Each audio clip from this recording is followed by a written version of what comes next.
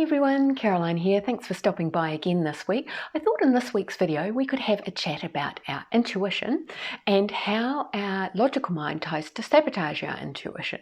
Now, our minds have this built-in protection mechanism that tries to keep us in our safe space, our comfort zone.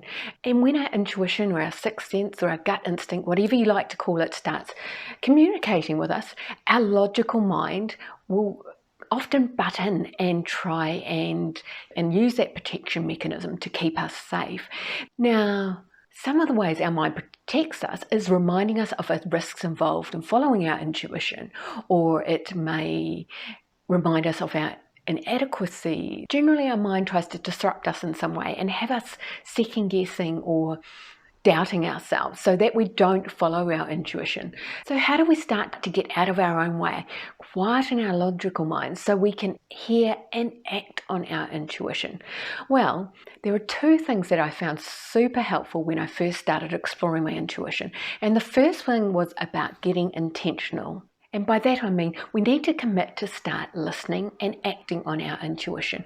Now, this doesn't have to be some big grandiose sort of gesture, throwing in your day job, running off to another country, although that's a little bit hard to do at this time because most people can't travel or fly on planes. But besides that, as I was saying, it doesn't have to be a grand gesture. It can be something small. It can be following those nudges that you get to call someone that you haven't spoken to for a really long time, or that little voice you hear when you have a conversation with someone and you feel like it's something you really need to share with them, but your mind kicks in and tells you, no, don't say that. They'll think you're stupid, or whatever the case may be. Simply by being intentional and committing to following through on our intuition, we automatically up the volume on our intuition and start to silence or dampen the noise of our minds. The second thing that I found super helpful when I was first exploring my intuition was this technique called the AHA technique. I can't remember exactly when I first heard about this technique, but it works really well when it comes to our intuition and trying to silence our logical mind a bit. So the AHA technique is this. So the first A stands for awareness, the H stands for halt, and the second A stands for act. The first step is awareness. So when we become aware that our intuition is trying to communicate with us, but more importantly, when we become aware that our mind, our logical mind, is trying to sabotage that and is trying to create that fear or doubt within us, we need to become aware of this, and we need to clock this and notice this.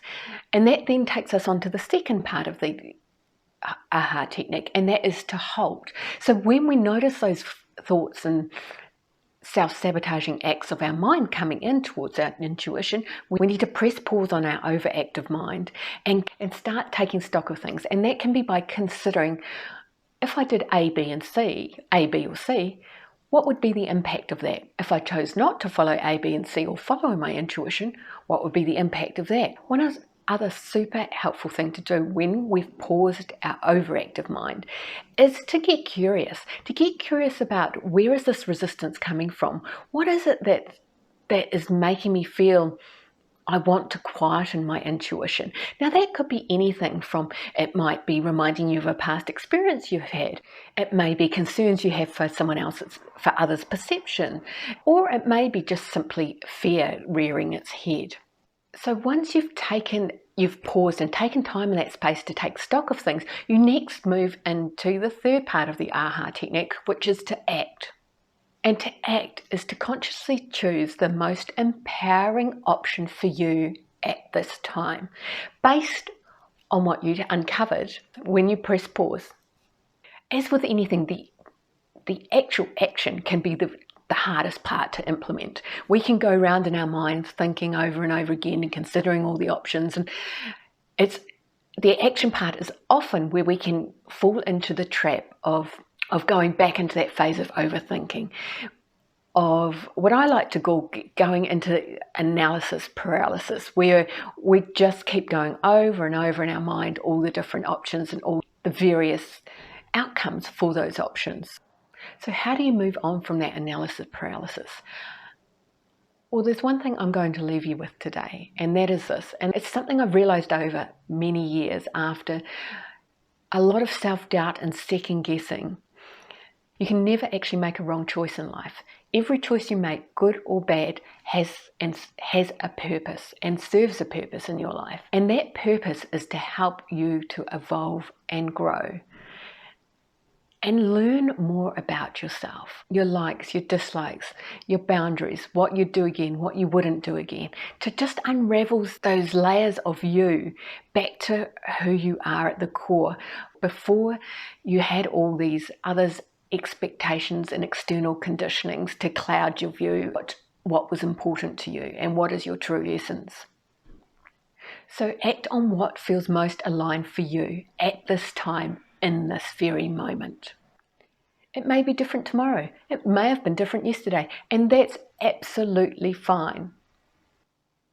By honouring ourselves and our wishes in the now, we leave no room for those little voices of regret and second guessing that can sabotage us in the future, and we also leave no room for them to silence our intuition.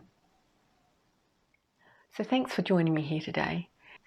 If you want to delve more into your intuitive side, then subscribe and hit the bell below to get notifications for future videos. Until next time, thanks for joining me. Take care. Bye-bye.